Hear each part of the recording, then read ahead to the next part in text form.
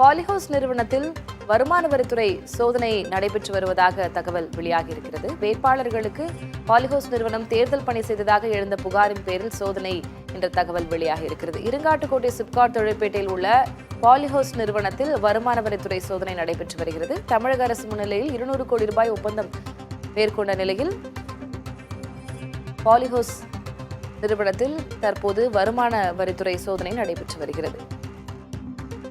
கூடுதல் விவரங்களை வழங்குவதற்காக செய்தியாளர் முருகேசன் இணைகிறார். முருகேசன், இந்த வருமான வரித்துறை சோதனையின் பின்னணி என்ன?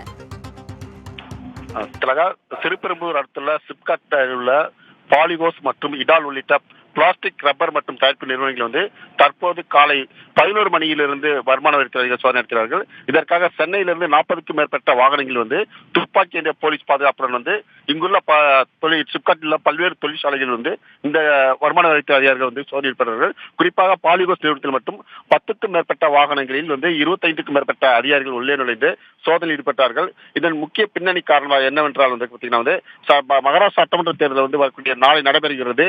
இந்த தேர்தலில் போட்டியிடக்கூடிய வேட்பாளர்களுக்கு மகாராஷ்டிராவை சேர்ந்த நிறுவனம், அதாவது சபீர் யூசுப் அப்படின்றவர் தான் இந்த நிறுவனத்தை நடத்துகிறார். இவர் இங்கிருந்து தேர்தல் பணிகளை மேற்கொண்டதாகவும் தேர்தலுக்கு செலவு செய்த வேட்பாளருக்கு செலவுக்கு நிதி கொடுத்ததாகவும் உள்ளிட்ட காரணங்களை கொண்டு தான் இந்த சோதனை நடைபெற்றுவதாக கூறப்படுகிறது. மேலும் சமீபத்தில் கடந்த 14ஆம் தேதி தமிழக தொழில்துறை அமைச்சர் TRP ராஜா ஒரு ட்வீட் பதிக்கிறார். அதில் தமிழக அரசுடன் ஒரு புரிந்துணர்வு ஒப்பந்தம் மேற்கொண்டிருக்கிறார். குறிப்பாக அதாவது மெடிக்கலுக்கு பயன்படுத்தக்கூடிய, அதாவது நரம்பு வலி வடி குழாய்கள், ஹியூமோடயாலிஸ் குழாய்கள், மத்திய சிறை வடி குழாய்கள், சிறுநீரக குழாய்கள், ஸ்டெண்டுகள், முளை தூண்டுகள் அப்படின்ற பல்வேறு முக்கியமான பயன்பாடுகளில் பயன்படுத்தக்கூடிய உயர்தர மருத்துவ குழாய்களை உருவாக்குவதற்காக பாலிஹவுஸுடன் 200 கோடி ரூபாய்க்கு ஒரு புரிந்துணர்வு ஒப்பந்தம் போடப்பட்டுள்ளது.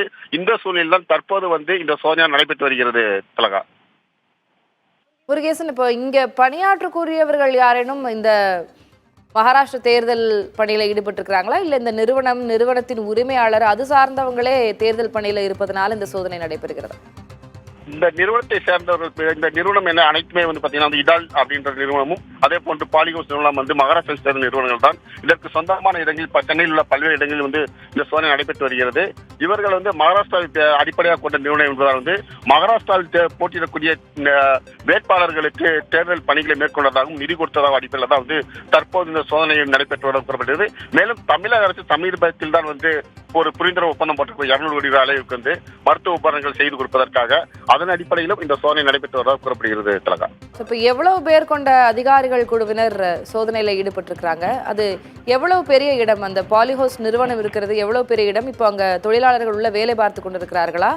அவர்கள் எல்லாம் வெளியே அனுப்பிவிட்டு சோதனை நடைபெறுகிறதா, இல்ல பணி நேரத்திலேயே சோதனை நடைபெறுகிறதா?